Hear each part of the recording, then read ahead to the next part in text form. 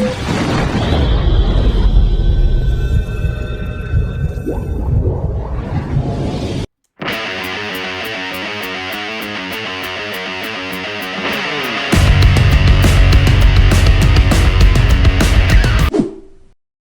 kita lanjut videonya, klik tombol like, subscribe, dan notifikasi tombol lonceng.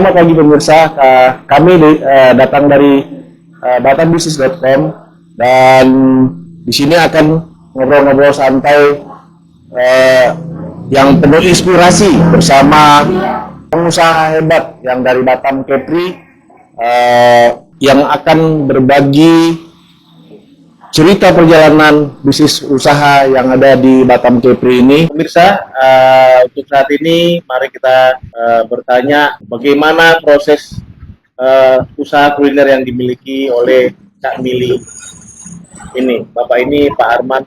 Ayo Pak, selamat pagi. Sehat ya Pak ya? Sehat Pak, alhamdulillah. Ya, alhamdulillah. Jadi sedikit Pak bincang-bincang kita yang saya mau tanyakan. Ya. Yang pertama Pak, boleh nggak cerita sedikit tentang diri Anda dan bisnis yang sedang dijalankan sekarang, Pak? Ya, ini usaha ini dimulai dari sekitar tahun 2018, Pak. Nah, itu awalnya kami ya cuman bikin sedikit-sedikit gitu, dititip di warung-warung. Sepertinya prospeknya bagus, penjualan bagus, akhirnya kami memulai buka lapak sendiri di pinggir jalan gitu. Dan alhamdulillah sampai sekarang udah mulailah berkembang, terus reseller kami juga di luar banyak. Ya sampai sekarang ini. Oke Pak, yang kedua yang saya mau tanya adalah sejak kapan bisnis Bapak ini berdiri?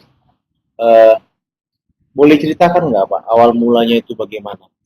Nah, awal mulanya itu ya di tahun 2018, ini awal mulanya kami nggak langsung bergerak di gedung ini, awalnya Bolu. Cuman karena saya udah banyak kenal sama petani ubi itu, nawarin petani ubi saya, terus konsultasi sama istri soal ubi itu bisa bikin kue apa enggak, ternyata katanya bisa. Akhirnya itu dicoba bikin gedung ini, akhirnya Bolunya libur dulu, ganti gedung. Terus kami titip-titip di warung, malah responnya tambah bagus. Jadi penjualan tambah bagus, tambah laris gitu. Akhirnya sejak saat itu Bolunya kami stop, ganti gedung Lindri ini. Oh gitu ya Pak ya, berarti ada perubahan-perubahan yang dilakukan di situ ya. Iya. Terus Pak, apa motivasi Bapak terjun ke dunia bisnis, khususnya di bidang kuliner ini, Pak? Nah, kalau motif saya ya awalnya karena nyari kerja susah aja. Karena nyari kerja susah, terus pikir saya daripada nganggur, kebetulan istri saya juga pandai bikin kue, akhirnya saya punya pikiran kalau aku pingin nyeles kue aja gitu. Akhirnya istri saya nyoba bikin itu, aku kirim-kirim ke warung-warung awal mulanya itu. Ternyata respon pembeli juga bagus. Setelah jalan kurang lebih 3 bulan, itu kami punya niat buka lapak sendiri. Jadi jualan sendiri, nggak nitip lagi. Nah sejak saat itu kami fokus tetap di gedung ini, di kuliner ini sampai sekarang. Oke Pak, boleh tahu nggak Pak, kenapa memilih Batam Kepri ini sebagai lokasi usaha Pak? Kira-kira apa pandangan Bapak? Kalau itu memang karena istri saya ini tinggalnya di Batam, saya juga ikut istri di Batam sini, sama-sama istri, akhirnya ya gimana-gimana ya kami memulai di Batam. Terus kebetulan di sini juga waktu itu ubi banyak, bahan mentahnya banyak di sini. Jadi kami nyari bahan nggak segitu susah waktu itu, karena memang waktu itu produksinya juga masih sedikit. Jadi untuk bikin gitu ini lancar waktu itu. Oke, jadi saya pengen tahu nih Pak, latar belakang bisnisnya Pak ya. Yang pertama itu yang saya mau tanyakan, saat memulai usaha ini, kira-kira apa tantangan terbesar yang Bapak hadapi ketika memulai usaha Bapak ini Pak? Kalau untuk memulai awal-awal itu ya tantangan saya cuman mental saya aja kuat apa enggak di ngadepi pelanggan, ngadepi orang waktu itu. Karena memang nggak ada pemasukan lain, kami kuat-kuatin aja mental saya untuk nawar-nawarin kue kami. Ternyata ya lumayan lah respon masyarakat bagus. Ya itu aja Pak. Oh gitu ya Pak ya. Terus yang namanya usaha itu kan Pak, ada masa-masa sulit kan. Nah, Iya. terus bagaimana lah kira-kira Bapak waktu menghadapi masa-masa sulit ketika awal baru buka usaha kita? Ya kalau masa sulit seperti itu, yang kami rasakan dulu ya awalnya ya di modal juga pernah kayak gitu. Terus mau ngembangin, mau buka cabang gitu, ya kendala di modal, terus kendala di kendaraan juga waktu itu. Cuman kami tetap buka satu lapak itu, kami fokus di situ sambil jual online waktu itu. Di grup-grup kuliner di Facebook itu. Jadi pakai yang ngurir gitu, kirim ke alamat-alamat gitu. Iya. Cuman ya dari situ ya sedikit-sedikit adalah dapat tabungan modal gitu buat ngembangin usaha seperti itu. Berarti setelah Bapak jalani perlahan usaha bisnis Bapak ini, mulailah dapat pencerahan-pencerahan sedikit demi sedikit ya Pak ya. Iya. Terus Pak, kira-kira kegagalan apa yang justru menjadi pelajaran penting Pak pada saat awal baru buka itu Pak? Waktu itu kami memang baru mulai itu jenis-jenis ubi itu juga nggak paham. Jadi asal beli aja ubi itu. Nah kebetulan waktu itu di petani itu juga sudah nggak ada, udah habis. Jadi kami nyari di pasar. Nah kendalanya itu ya banyak di pasar itu kadang ubinya udah mulai hitam. Ternyata itu baunya juga nggak enak kalau dibikin kue. Terus jenis ubi itu juga di pasar itu macam-macam, nggak satu jenis. Ada yang kayak kulitnya warna pink, putih, ada yang kuning gitu. Ternyata itu juga nggak bisa dibikin gitu, jadinya kayak keras gitu Pak. Gagal produk. Nah, pernah juga bikin itu nggak bisa terjual. Oh gitu. Karena jadinya kayak apa ya? Kayak basah gitu kuenya, nggak layak jual. Itu sering kayak gitu dulu. Cuman akhirnya kami pelajari ternyata memang Jenis ubinya beda. Jadi sekarang sudah hafal lah sekarang. Jadi yang ditanam kelompok tani ini ya ubi yang cocok buat kue ini. Oh gitu ya Pak ya. Berarti memang banyak sekali ya tantangan, cobaan-cobaan. Oh iya, itu dari segi produknya, belum lagi dari segi di pasar, di konsumen juga sering juga kayak gitu. Yang sering ada juga beberapa konsumen yang komplain. Ada juga ya kami Pemakaian ubi yang salah, makanya jadi rasanya beda mungkin iya, ya Pak ya. seperti itu. Ada yang lembek, terlalu lembek, jadi nggak Iya. sesuai dengan apa Permintaan konsumen. Iya. permintaan konsumen gitu ya Pak ya. Iya. Oke Pak, kira-kira Pak, strategi apa yang paling efektif untuk mengembangkan bisnis Bapak ini nanti ke depan? Kalau awalnya kan kami ingin punya banyak cabang gitu di Batam ini, Pak. Saya pikir tiap daerah itu harus punya satu. Ternyata kami pernah nyoba ada 3 tempat waktu itu, di Seraya, di Batu Haji. Itu waktunya nggak bisa, habis waktu di jalan. Malah kewalahan sendiri ya. Nah, akhirnya kami punya pikiran kalau buka reseller aja. Jadi kami nggak ikut nganter, nggak ikut mereka ngambil sendiri ke sini. Nah, akhirnya ya sampai sekarang yang jalan itu kayaknya lebih efektif itu. Oke. Ya berarti dibagi-bagi ke reseller-reseller Iya. tertentu ya Pak ya. Iya. Berarti udah lumayan juga berarti reseller ya Pak ya. Sudah Ya. lumayan banyak ya. Sekarang sekitar ada 11 atau 12 di luar ini, di Oke. daerah Batam ini. Terus Pak, ini kan usaha kuliner nih Pak. kira-kira untuk menjaga kualitas produk ya kan dan layanan agar tetap unggul itu gimana Pak kira-kira? Boleh cerita sedikit Pak?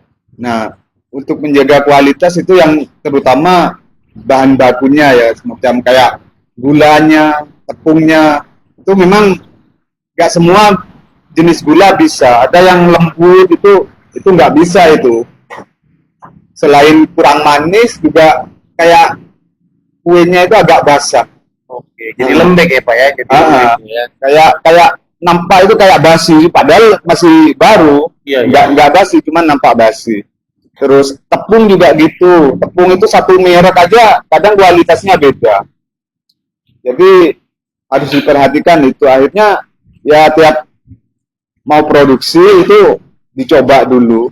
Coba dulu adonan sekian sedikit dulu. Kalau bagus ya udah lanjut. Gitu ya. Seperti itu. Terus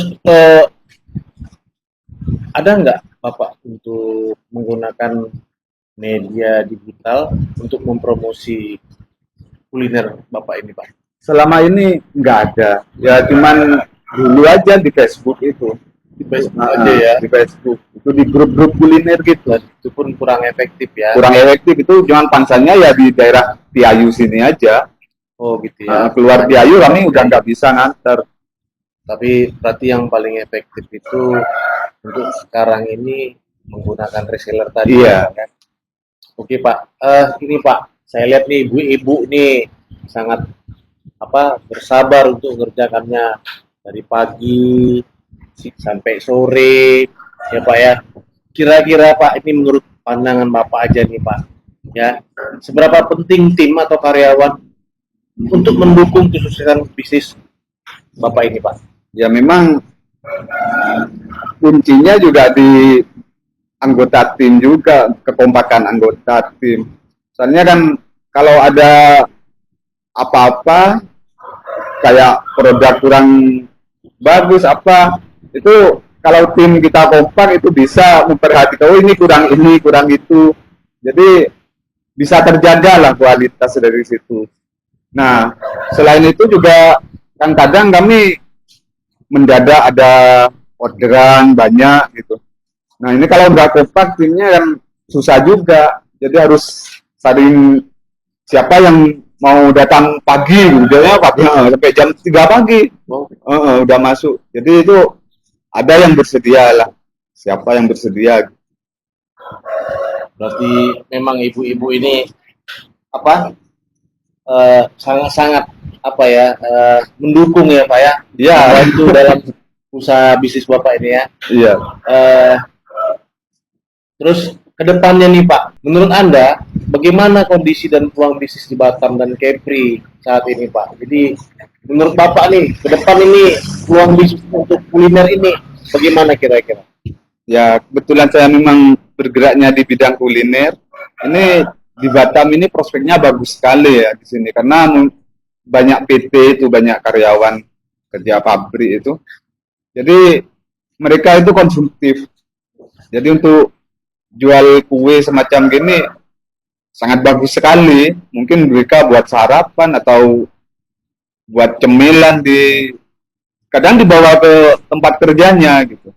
Oh, mereka sering beli untuk ini ya. Berarti karyawan-karyawan Kak Kuning ya, Pak? Iya, rata-rata seperti itu. Iya ya, karena memang ini rasanya pun sangat-sangat familiar di semua orang ya, Pak ya. Ini khas kue jadul. Iya. Ini memang kue yang yang ciri khasnya yang nggak pernah hilang ya, yang dihadapi pengusaha lokal. Kalau tantangan terbesar ini yang saya rasakan Pak, ini pertama untuk saat ini dari bahan baku, memang bahan baku sekarang sudah banyak yang naik, nggak kayak dulu lagi. Terus selain itu kayak kelapa juga mahal juga sekarang. Kami itu wajib kelapa itu harus ada. Terus selain itu ya berani bersaing gitu. Memang sekarang makin ketat, banyak juga pengusaha-pengusaha kuliner itu. Jadi kita harus inovasi aja, memperbaiki terus menerus biar nggak kalah saing. Oke. Terus kira-kira Pak, ada nggak Bapak kolaborasi dengan pengusaha-pengusaha lain? Nggak ada, Pak. Jadi untuk selama ini, Contoh misalnya kan Bapak kan nih menggunakan bahan apa nih? Ubi. nah, Nah, berarti mungkin ubi lah. kalau ubi ya, kami kalau ubi itu kerjasama sama kelompok tani Bumi Berkah. Jadi mereka kelompok tani Bumi Berkah ini memang nanam ubi khusus untuk diproduksi di sini. Jadi tiap hari mereka nganternya ke sini. Dan itu pun ubinya spesial ya Pak ya? Iya, Spesial iya, ya. requestan ya? Iya, jadi yang ditanam memang apa bibitnya itu yang cocok buat ini. Jadi nggak berubah-berubah, bibitnya itu aja. Habis dicabut ya ditanam lagi seperti itu. Oke, berarti tetap proses pada kualitas ubi tadi Iya, ya Pak ya? iya. Wah, kualitasnya harus dipikirkan juga berarti ya. Oke Pak, menurut Bapak nih Pak, sektor yang paling potensial untuk dikembangkan ke depan, itu apa Pak kira-kira? Ya sektor Kuliner. kuliner ini, Ya, kuliner itu untuk kayak saya kayak pengusaha kecil gitu, ya kuliner ini. Kuliner prospeknya bagus di Batam. Karena di Batam ini juga rame juga ya, banyak pendatang juga di sini. Wisatawan juga lumayan. banyak pekerja Iya, banyak pekerja. yang apa pulang kerja capek, Iya, coba makanan-makanan ringan, ya Pak ya. iya itu. Oke, menurut Bapak, mindset yang wajib dimiliki pengusaha pemula, Pak, apalah kira-kira, Pak, supaya mereka belajar dan punya inspirasi yang disampaikan oleh Pak Arman tadi. Nah, yes, mindset harus fighter itu, Pak. Jangan mudah menyerah.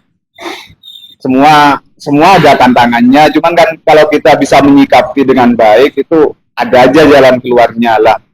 Jadi harus positif aja. Memang untuk awal-awal kendala ada aja, nah, dari segi modal, segi pasar, pesaing itu ada aja. Cuman kalau kita terus berbenah diri itu sambil lihat produk kita itu kurang apa, biar bisa bersaing itu ya bisa lah Pak. Oke, berarti yang namanya apa kualitas yang terutama ya Pak ya untuk Iya, betul. menaikkan apa tadi kita ya kuliner kita tadi ya Pak ya. Iya, iya. Terus ini Pak sering nih Pak terjadi pengusaha-pengusaha baru ya, pengusaha-pengusaha baru sering tuh yang mengalami kegagalan dalam melakukan buka usaha, ya kan? Nah, ini kira-kira menurut Bapak penilaiannya, apalah kira-kira yang sering mereka lakukan kesalahan-kesalahan tersebut, Pak? Kesalahan Pak alami. Ya, kesalahan itu ya mungkin perhitungannya kurang ya, dari apa dia nggak memikirkan apa yang diinginkan konsumen. Kadang kurang cocok ke konsumen, ke kalau soal kuliner mungkin di lidah mereka kurang cocok atau gimana. Terus sering pula ya karena faktor mental ya, mungkin gampang menyerah. Oh, Itu gitu ya. gampang nyerah, terus putus asa, terus pikiran itu nyabang-nyabang, udah pingin usaha ini, pingin kerja di sana, Tidak fokus ya. nggak fokus. Itu Pak, kalau nggak fokus biasanya cerdas, biasanya pikiran kemana-mana. Terus kalau seperti itu dia bagaimana untuk menjaga motivasi ya Pak? Biar semangat, Ya itu kan biar semangat dan apalagi ketika bisnis kita menurun, ya kita harus menjaga motivasi kita kan? iya Nah, itu itu gimana kira-kira Pak?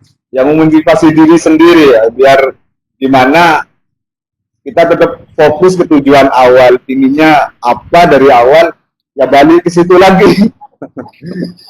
Jadi kita kembalikan ke diri kita sendiri, pinginnya apa, tujuannya apa, ya udah fokus ke situ lah. Kalau memang di bidang kuliner, ya tekunin aja. Oke Pak, boleh sampaikan nggak Pak? Apa satu nasihat yang terbaik ini buat apa pebisnis pemula?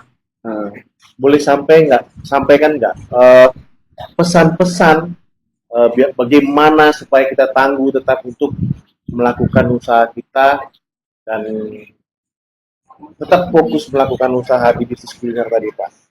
Ya, pertama harus punya keinginan, itu aja, punya keinginan yang kuat, jangan mudah menyerah.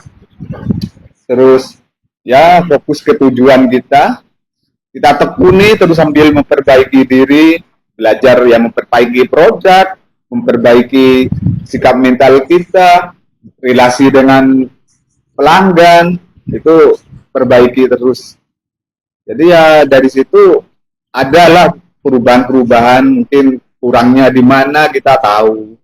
Jadi tetaplah nggak mudah menyerah, tetap sabar, berusaha terus. Menurut saya, pesan saya yaitu ya nggak usah berpikiran yang tinggi-tinggi dulu, just bertahap. Kita mulai dari langkah pertama dulu, kita perbaiki langkah awal, baru langkah berikutnya kita pelajari terus. Dan yang terutama yaitu harus sabar ya. Memang kalau kata orang Jawa itu alon-alon asal pelakon gitu. Ya, jadi mulai dari pelan-pelan dulu. Yang penting kita konsisten ya, Pak. Oke. Terus seorang pengusaha kan Pak pasti punya cita-cita, Iya, ya kan?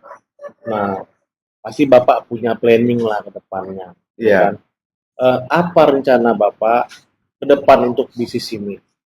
Kalau planning saya itu, keinginan saya kayak bikin kafe, toko kue gitu. Toko kue, kafe.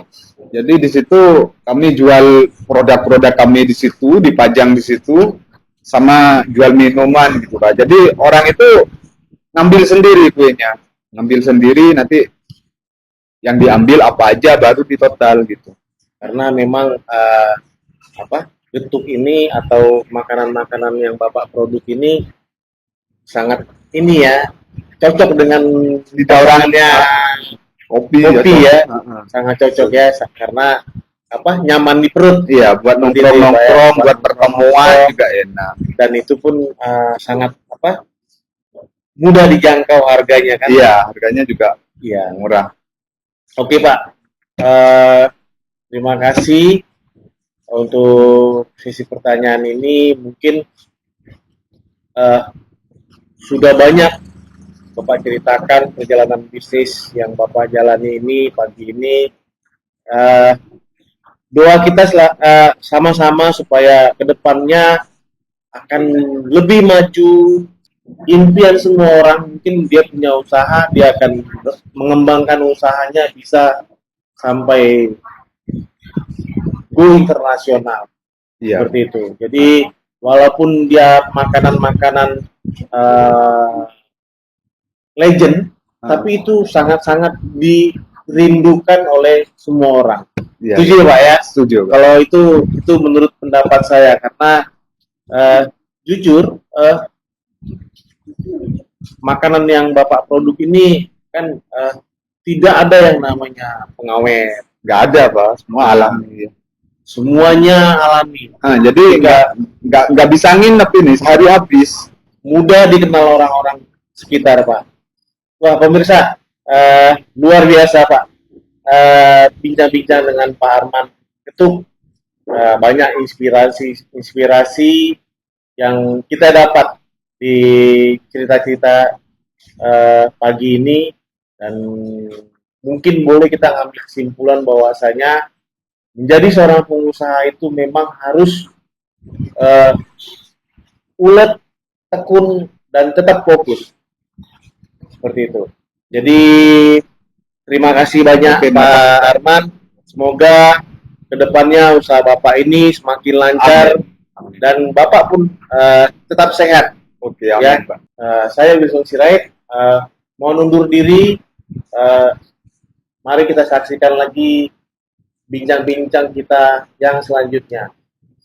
Jadi untuk Anda yang mau pesan atau order produk kami, kue kami, silakan hubungi di bawah ini.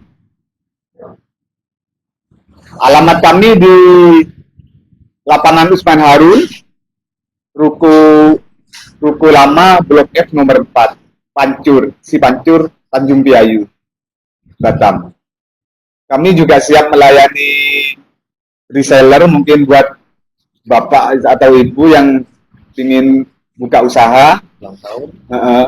bisa pesan kami atau bisa jualin produk kami.